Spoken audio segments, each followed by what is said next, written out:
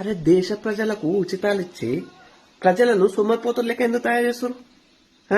దానివల్ల దేశం అప్పుల పాలవుతుంది. అర్థమైతలేదు మీకు ఇంతైనా? అదే పేద ప్రజలు వాళ్ళకి అన్నం దొరకలేదు, అన్నం లేక చాలా మంది చచ్చిపోతురు అని మీరు దొడ్డు బియ్యానైనా ఫ్రీగా ఇస్తున్నారు. గట్ల ఎట్లా ఇస్తారు? ఇప్పుడు సన్న బియ్యం దాదాపు 2000 ఉంది బస్తా. రేపు 3000 కావచ్చు, 4000 కూడా కావచ్చు. వాళ్ళు కష్టపడి కొనుక్కుంటారు కొనుక్కునేటోళ్ళు. అది లేకనే పేద ప్రజలు దొడ్డు బియ్యం కూడా పైసలు పెట్టినా ఇంకో కష్టపడి కొనుక్కుంటారు.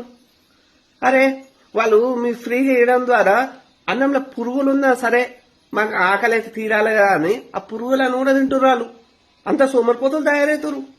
అది 2000 3000 పింఛన్లు ఎందుకు నాకు అర్థమైతే లేదు. దాని బదులు బిజినెస్ మ్యాన్లకు ఇప్పుడు వడ్డీ లేకుండా మాఫీ చేసేసారు కదా. అసలు కూడా మాఫీ చేసిరనుకో వాళ్ళు ఇంకా బిజినెస్ మ్యాన్ పెద్ద పెద్ద స్థాయికి ఎదుగుతారు. మన దేశాన్ని ప్రపంచ స్థాయిలో ఎదుగునిస్తారు. ఈ పేదోళ్ళకి 2000 3000 పింఛన్ ఇస్తే ఏం చేస్తారు? దవాఖానాలల్లో కూడా ఫ్రీగా ఎందుకు? వాళ్ళకి ఆరోగ్యశ్రీలు అవి ఇవి ఎందుకు? దానివల్ల ప్రైవేట్ హాస్పిటల్ కస్తూ చూపెట్టుకుంటారు. అదే గవర్నమెంట్ హాస్పిటల్లా గ్లూకోజులకు లేకుండా టాబ్లెట్లు లేకుండా వాళ్ళు చేసుకుంటారు వైద్యం. ఫ్రీ వైద్యం గవర్నమెంట్ హాస్పిటల్ ఎట్లా తయారైనా దానికి మీరు ఉచిత పథకాలు ఆరోగ్యశ్రీ అనుకుంటే చేయడం ద్వారా వాళ్ళు ప్రైవేట్ ఆసుపత్రికి వస్తారు. అటు వాళ్ళకి పైసలు ఇవ్వడానికి గవర్నమెంట్ దగ్గర పైసలు లేక వాళ్ళ బిజినెస్ పోతుంది ప్రైవేట్ హాస్పిటల్లో. ఇలాంటి ఉచిత పథకాలు చేయొద్దు. అరే స్థలం చూసి డబుల్ బెడ్రూమ్ ఇల్లులు అవి ఎందుకు కట్టించు నాకు అర్థమైతలేదు. అదేదో స్థలం బిజినెస్ మ్యాన్లకు ఇచ్చినామనుకో, ఫ్రీ ఇచ్చినామనుకో, వాళ్ళు పెద్ద పెద్ద షాపింగ్ మాల్ కట్టుకుంటారు. దానివల్ల అభివృద్ధి అవుతుంది. మీకు తెలియదు.